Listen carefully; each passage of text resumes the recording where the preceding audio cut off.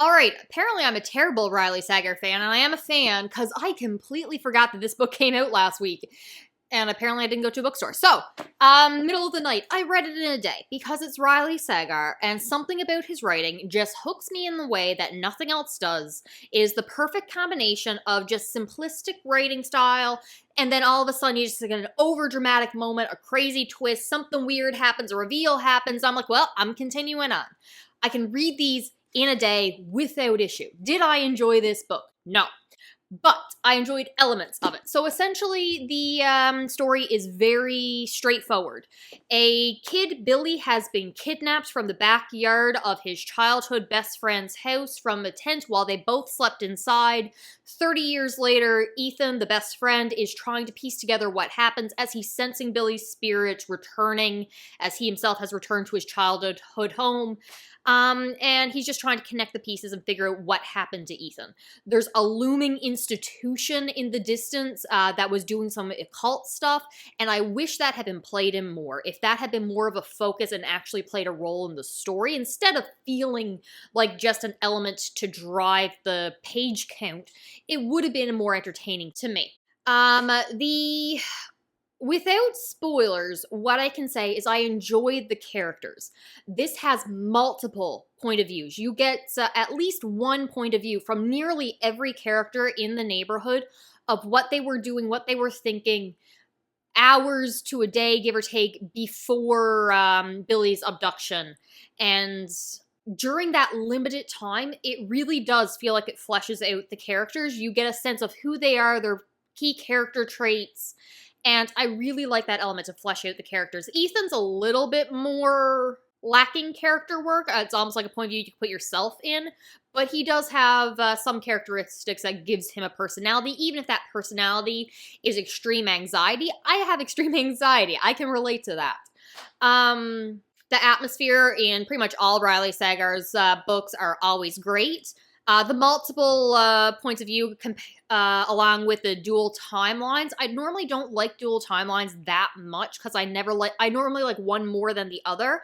If you can hit it that I enjoy both equally, that is ideal. I love it. In this one, I was kind of meh for both. I didn't dislike either one, so I wasn't upset that we ended up in one timeline for any length of time before going back to present day. So no complaints for me with the dual timelines. My main complaint, without spoilers again, because I'm not going to say what happens in the ending right now, but it just felt pointless. It did not have any catharsis relationship to the narrative. I did not like the ending. Yeah. So if you're looking for like a lo-fi suburban horror, very atmospheric, and then a Scooby-Doo, it was me the entire time, mask off reveal at the very end with no real catharsis to it, then yeah, pick up this book. If you're just a fan of Riley Sagar, pick up this book. I don't regret reading this. It's just definitely not one of my favorites. So my favorites being House Across the Lake. Don't judge me too much for that one. That is just, I love a crazy, crazy off-the-rails change in plot narrative. Lock Every Door, Last Time I Lied, Survive the Night. I enjoyed a lot more than most people. I at least appreciated that ending, and the route the ending made me appreciate and understand what came before it, which is why I liked it. Then I'd probably go with Middle of the Night, followed by Home Before Dark. What was it? The last one left. I really did not like that one that much. And Final Girls. Final Girls is the only one I actively hated, though. Yeah, so big fan of Riley Sagar. I am. Let me know if you read this book. I'm going to cut to my thoughts as I was reading this story. All right, so first impressions, I knew absolutely nothing. I was completely wrong. Why did I think this was about, like, you know, the babysitter, the calls coming from inside the house kind of thing, murder of babysitters? Why did I think that's what this was? Riley Sagar normally just takes a trope and runs with it, and I love the crazy twist that he puts on everything, but this is not that. So, kid went missing from a tent 30 years ago, and we're flashing back and forth between the two timelines. The kid who was in the tent with him that survived, as well as him in the future now that he's gone back to his parents' house where it all took place. And I like dual timelines. I do. I really love them when I like both timelines. But what ends up happening the majority of the time is I like a timeline more than the other, and I don't want to spend any time in the opposite timeline. And that really pisses me off. And I don't think I'm going to like the present day timeline because I'm getting a vibe of, oh, what happened to Billy? Because they never did find, there's no plausible suspect. It had to be a stranger abduction kind of thing. Maybe he ran away, yada yada. We're also getting a point of view with Billy, the missing child, in the past timeline, as well as the protagonist, whose name I totally know. Ethan. I'm bad with names. So the vibes of did he run away, whatever. Not really sure how I feel about where we're going so far, but I trust Riley Sager. I've enjoyed pretty much all of his stories. Side note, there is a comment saying the mother used to not let him sleep with his door closed because she wanted to easily be able to check on him in the middle of the night when he was young. That's a fire hazard. I learned that when my cousin had her kid. You're supposed to keep the door closed. And nope, that's actually it. That's all the commentary I got for the first, couple chapters. All right, so 100-page check-in. Already some theories. So I had to write everyone's names down. So let's start off. We have Billy was the missing kid who was 10 years old. His best friend Ethan has recently broken up with his girlfriend's, wife. They were married, I think. Claudia, because she decided she wanted kids after being child-free, and he, after all the trauma that happened with his missing friend and kidnapped from the tent that they were sharing, he's decided he doesn't want kids. So Ethan's our main protagonist. We have Russ, who was a friend of Ethan's after Billy has gotten kidnapped. They did spend time together. He was the third wheel, came closer after Billy's kidnapping. He's married to Jennifer, and we also have a Miss Chen, who's his mother. Russ also has a brother who overdosed, I think, a year before Billy was kidnapped.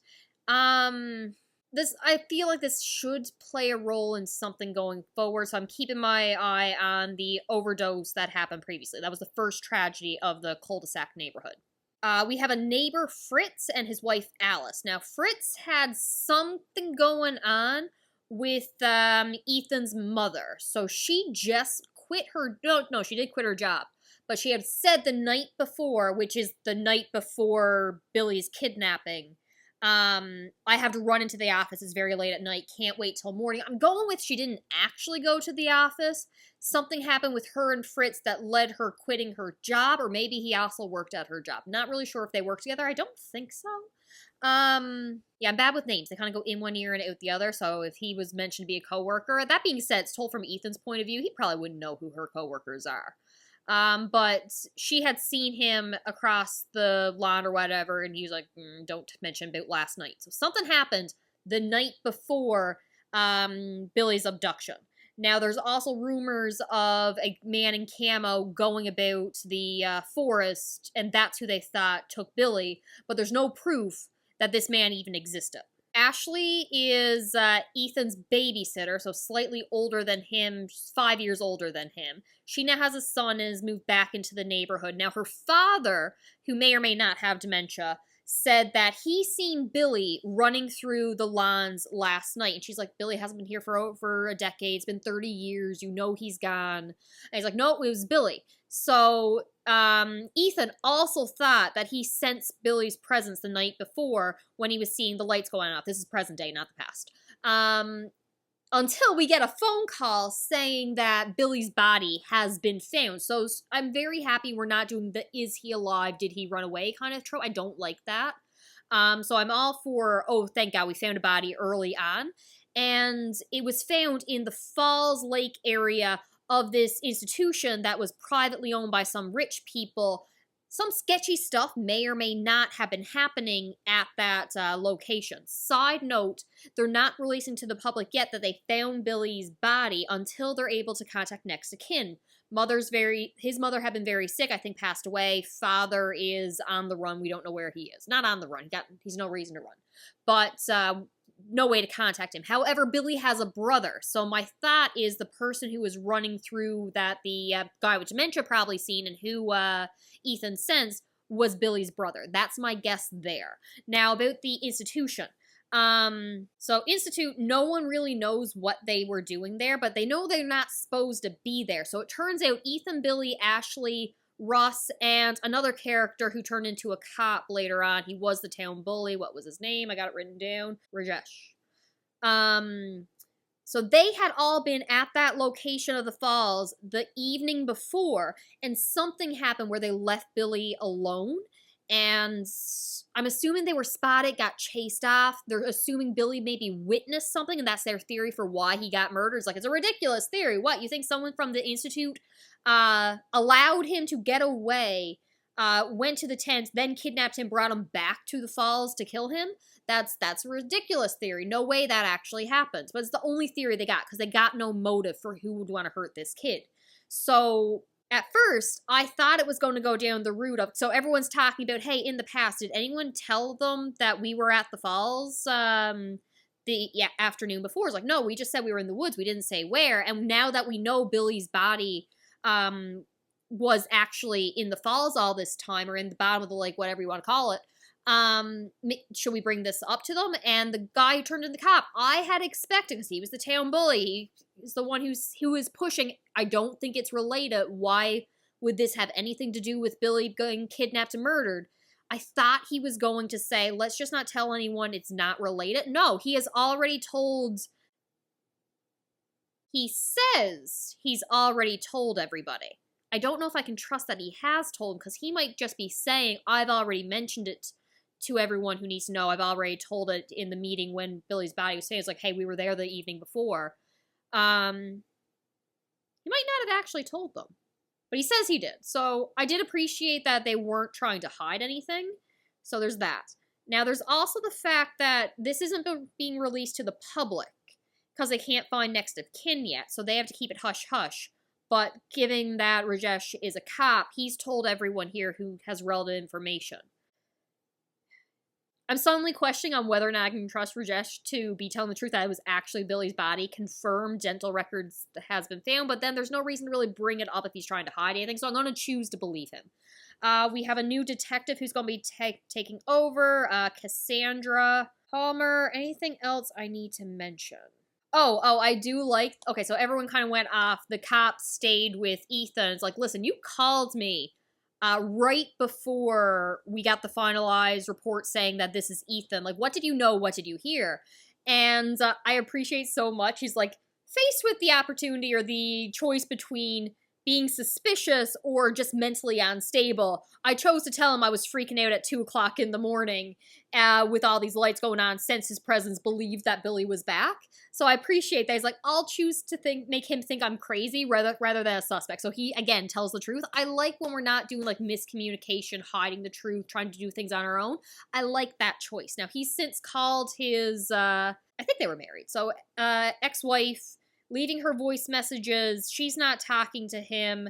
He did not tell his parents that they found the body yet, but he's got another baseball. So their code when they were kids was Billy would throw a baseball into his yard, and that would be the signal for, hey, come talk to me, I want to hang out. Because Billy was a little bit on the weird side, eccentric, and just thought it was a fun way to have a code to come talk to me. And I would assume he told this code to his older brother. So that's the only one I can think of who would be leaving balls in his yard. Maybe the older brother is trying to psychologically mess with Ethan, thinking he had something to do with his younger brother's murder. So I'm excited to keep going. So I will check in another 100 pages unless something big happens. All right, checking in actually a little bit early, 170 pages in, but we're going to rewind back to what's already happened.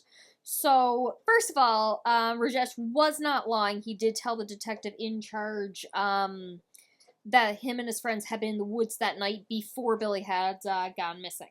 And the detective did come speak to Ethan. He's got a new camera in his backyard. He's getting lots of photos of deers and squirrels and cardinals.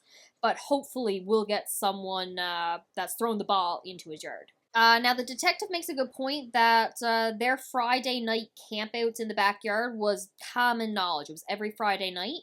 So anyone from the community could have known he was there and taken him. Further than that, Billy did not scream when the tent was cut open and someone took him, meaning he likely knew whoever took him. The brother was like 3 years younger than them. It's like 6, 7 years old. I don't think it would be the brother at this time. Maybe the brother witnessed something? Not sure there. There's a whole thing with Ethan and his ex-wife, her saying like there must be a reason why you don't want kids. First of all, you don't need a traumatic backstory about your best friend being kidnapped and you saying kids always leave you can be taken away and leave and it's too traumatic. You can just not want kids. So I don't like pushing the idea that people don't want kids because something traumatic happened to them. Here's where we get the Riley Sagar's little bit weird twistiness, and that's going to be Ethan now believes that Billy has come back as a shadow person, because we're going into Billy believing in spirits and possibly came back as one, and all these things aligning. They got all the people that were there the day Billy was killed returning to town close to the anniversary of his death. Things are just aligning in a way, and he's like, you know what, Billy might be a shadow person? Sure, and I'm going to do this for Billy and learn who killed him. There's a note where Ethan's mother has confirmed been fired from her job. She didn't quit. And it was also Billy's idea that they went into the woods that night to the institution where something happened, they got caught, not sure what. Billy was alone for 5 hours, possibly at the institution, possibly in the woods, having plenty of opportunity to something have happened for him to witness something before he returned to the tent or returned home to go camping with him in the backyard that night. So 5 hours. They were very upset with each other because Ethan left Billy alone and abandoned him, and the words were said in the tent, but we don't know exactly what was talked about, and they're very angry at each other. So Billy did not tell Ethan what happened during those 5 hours he was alone. Now, this is when things start to get interesting, because Ethan is looking into these newspapers about the institution, and what's his name? Ezra Hawthorne was the billionaire owner of the institute. No one knows what research was done there, and he's described as an old man, but between two photos where it's like 60 years apart, he looks near identical, white hair, white face, white teeth, wearing a black suit, and Ethan's like, you would think they captured or took a picture of a walking corpse? I'm like, vampire. He's a vampire. He apparently lived 100 years. I'm going to go with he faked his death. It's Riley Sagar. Anything. The twist could be anything. Now, going through all the newspaper documents, he sees that actually, at one point in time, a group of high school kids volunteered at the institute, or someone volunteered. I don't know if they were in high school at the time.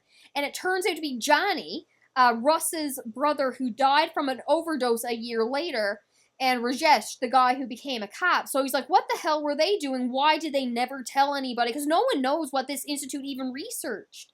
The Wikipedia page also says that Ezra Hawthorne was interested in the occult, citation needed.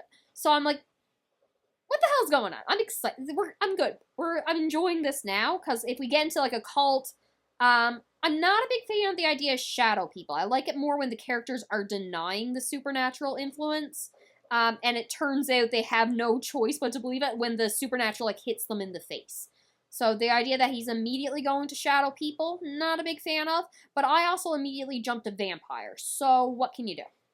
Those jerks. So, okay, knows what happens now for the betrayal, left them alone. So they got to the wall, snuck in, and he was dared to go into the mausoleum, where the Hawthorne family are buried. And, so the three little kids, Ethan, Billy, and Russ, get locked in the mausoleum because Rajesh decide to close the gate on them, and babysitter girl, and she's just she's mad at him for doing that, but they can't open the gate. Now, Ethan and Russ are small enough that they can squeeze out, but Billy can't, and someone is screaming at them saying, hey, you're not supposed to be here. So he's coming towards them, and everyone just runs and flees and leaves him locked in the mausoleum. I'd be angry at them too. Would not be going for a sleepover that night. Alright, so check in again. So they've abandoned him in the mausoleum, where Fritz, who was the neighbor that told the mother to keep quiet about something that happened last night, which was just the night before Billy went missing, was actually working. He was working with Ethan's mom as her boss. So she went back to the institute to get a watch that she had bought for her husband, Ethan's father, and end up witnessing a pagan ritual that involved a heart on a plate. It was all lots of chanting, a language she didn't know, And it turns out the Institute is just, like, researching many things. Paranormal investigations, psychics, telekinesis, pyrokinesis probably, talking to ghosts, which is why Billy wanted to go there, because he had talked to Johnny in the past and learned about it, and therefore wanted to see for himself, but didn't want to go by himself. And then when he thought about it, he thought about Johnny, who died last year and brought back bad memories, but a year later he's ready to go, and that's why he got Ethan and all them go to the woods. They really don't do anything to him. They have a chat. The boss is very impressed by how much this kid wants to learn about ghosts. He's like, come back anytime. And Fitz is just like, yeah, I drove him home. No, nothing happened. I'm not liking a lot of things of how they're playing out, because there's a lot of coincidences.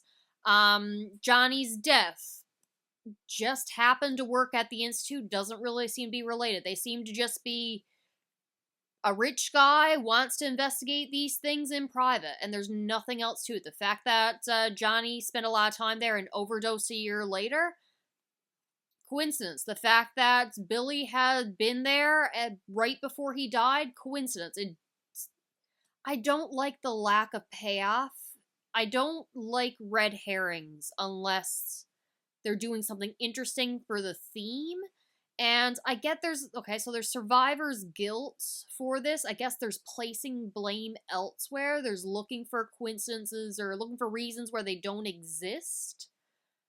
But I don't feel it's working to further the narrative of any real themes and stuff like that for the book. So right now it's just a red herring for the sake of a red herring, and the plot needed something to investigate, and a cult seemed like a good thing to do. Alright, so the mother got fired, signed an NDA because she shouldn't have witnessed that ritual. She really shouldn't have went back for that watch. And now he's thinking that the only person that's had a viable, not even a viable reason, just would take Billy out and he wouldn't put up a fight would be his own mother. Not Ethan's mother, Billy's mother.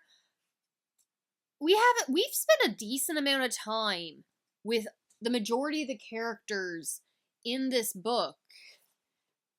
Like, they've all gotten, like, little moments of their life that really develops them as a character.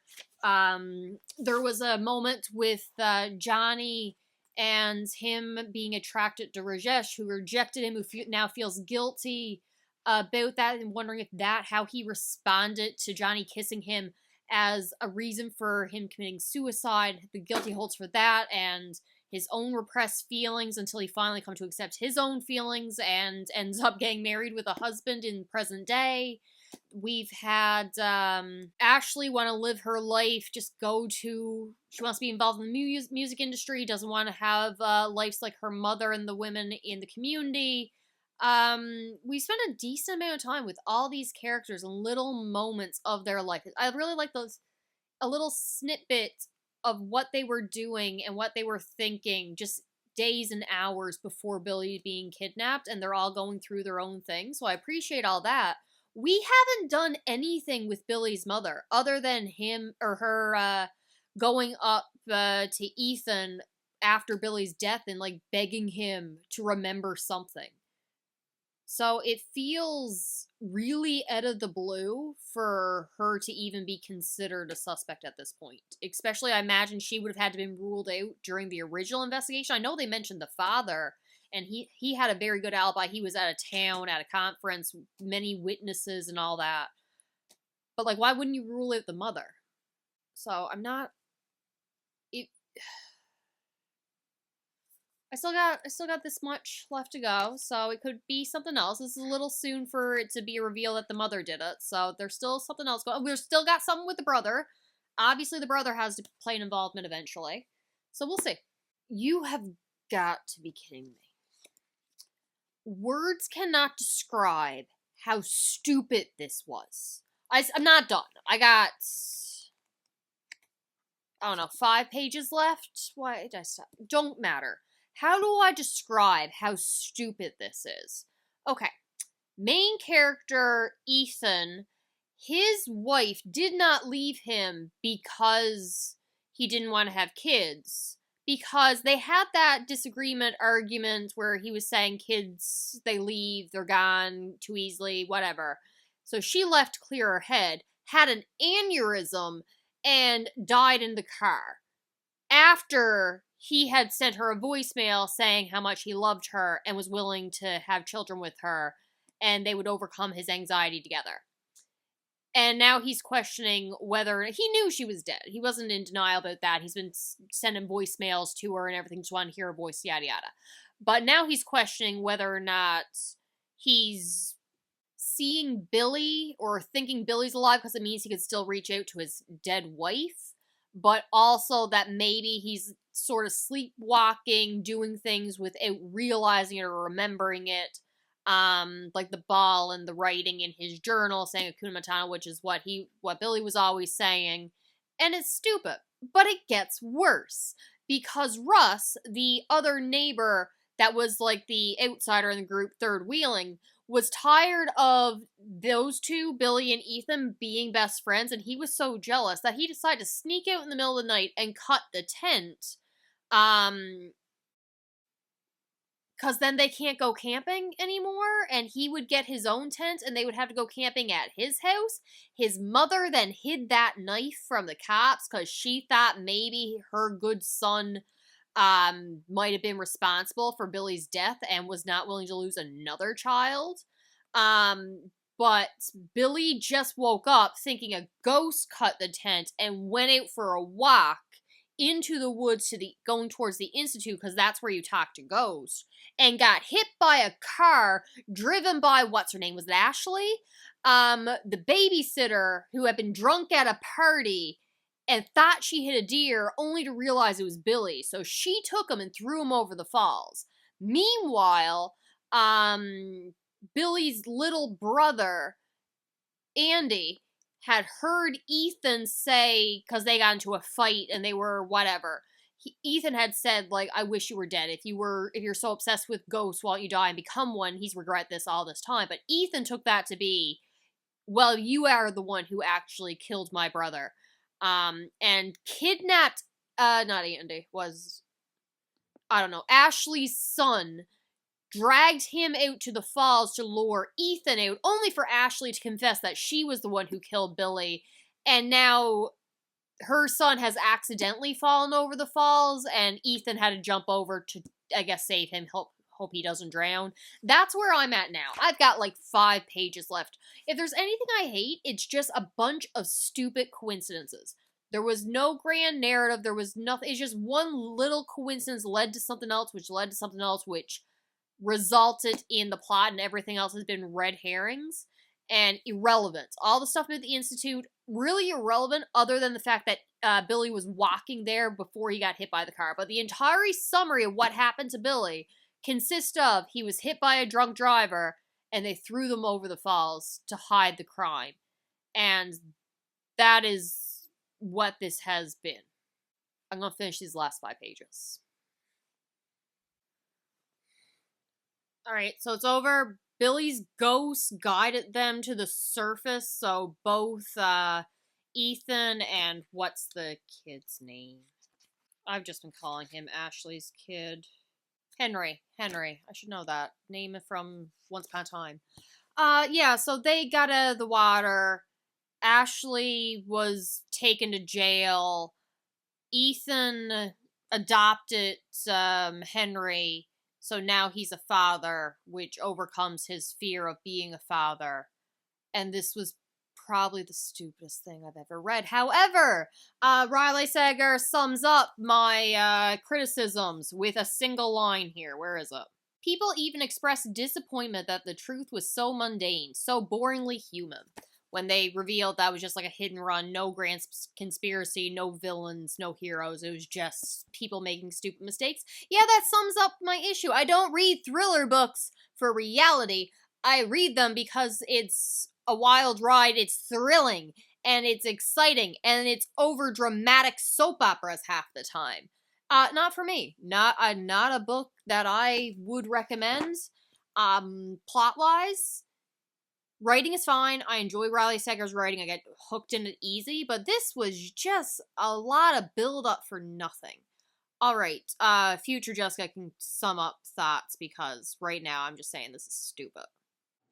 Yeah, the truth being so mundane and so boringly human. It's a perfect way to sum up the ending of this book. We had so much buildup. There was so much focus on just the relationships between the people of the town, secrets that were hidden, a conspiracy building between a drug overdose, an occult institute, sacrifices and speaking to the dead and all these little things that were happening in this small town, only for it to be so mundane as a random car accident because someone was driving drunk home from a party and he went off looking for ghosts.